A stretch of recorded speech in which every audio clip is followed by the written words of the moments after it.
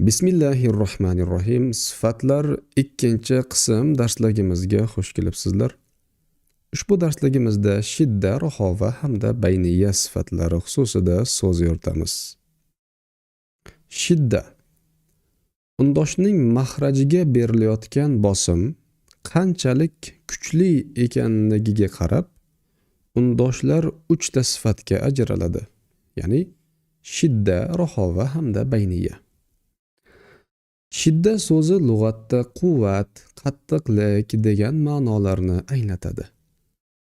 Istilohda esa undosh mahraji to'liq yopilganligi uchun havoning hammasi mahrajga bosim berishiga shidda deyiladi. Havoning hammasi mahrajga bosim beryapti, demakki bosim eng katta bo'ladi. O'zbek tilidagi portlovchilik sifati shidda sifatiga mos keladi. Barcha shidda sifatli undoshlarda mahraj to'liq yopiladi. Havo kelib mahrajga uriladi, mahrajga bosim beradi va ana shu urilgan havoning zarbidan mahraj ochilib ketadi va havo tashqariga portlab chiqadi. Shuning natijasida undosh eshitiladi. Shidda sifatli undoshlardan ba undoshini olaylik. Ba undoshida mahraj 2 lab hisoblanadi. Undosh talaffuzida lablar yopiladi. Natijada o'pkadan kelayotgan havoning hammasi lablariga bosim beradi. Lab ochilgandan so'nggina havo tashqariga portlab chiqib undosh eshitilar ekan. Endi rohova sifatiga o'tamiz. Rohova so'zi lug'atda yumshoqlik degan ma'noni anglatadi. Istilohda havoning mahrajdagi bosimi kam ekanligini rohova deyiladi. Bunda havoning yo'li nisbatan kattaroq, ochiq bo'lganligi bois havo mahrajga kam bosim beradi.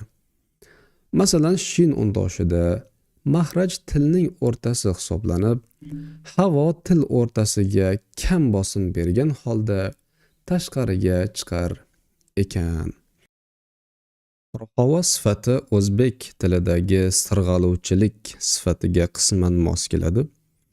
Rohova sifatli undoshlar cho'zilishga moyil undoshlar bo'lganligi sababli ularni sukunli holatda biz 2 harakat miqdorida cho'zib talaffuz etishligimiz zarur.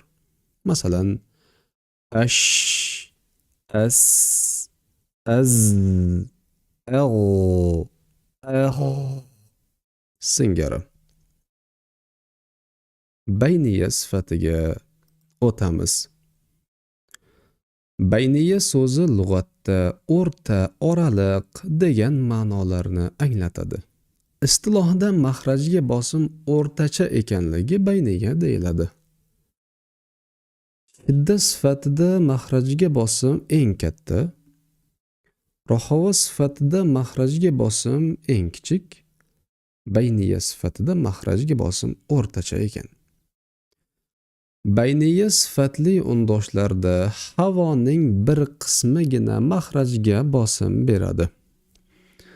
Masalan, bayniya sifatli lam undoshini olaylik. O'pkadan kelayotgan havoning bir qismi tilga bosim beradi, qolgan qismi bosim bermasdan tashqariga tilning yonlaridan chiqadi. Bayniya sifatli undoshlar cho'zilishga moyil bo'lmaganligi sababli ularni sukunli holatda bir harakat miqdoricha ushlab turamiz. Masalan, al, an, am, ar, singari.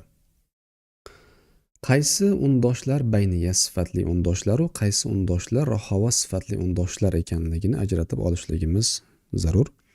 Chunki biz hozirgina aytganimizdek, bayniyalarni bir harakat, rohovalarni esa biz 2 harakat miqdoricha sukunli holatda ushlab turamiz. Alifboda portlovchi undoshlar bor. Ular o'z nomi bilan portlovchi. Ularni sukunli holatda cho'zib bo'lmaydi. Aytaylik, ta undoshi, ba undoshi, qof undoshi. Ammo alifbodagi sirg'aluvchilar 2 ga ajralyapti, bayniya hamda rohova. Ana shu sirg'aluvchilardan 5 tasi bayniya sifatli undoshlar hisoblanadi. Lin Umar so'zida jamlangan lam, nun, mim, ro, ayn. Mana shularnigina sukunli holatda bir harakat ushlab turamiz.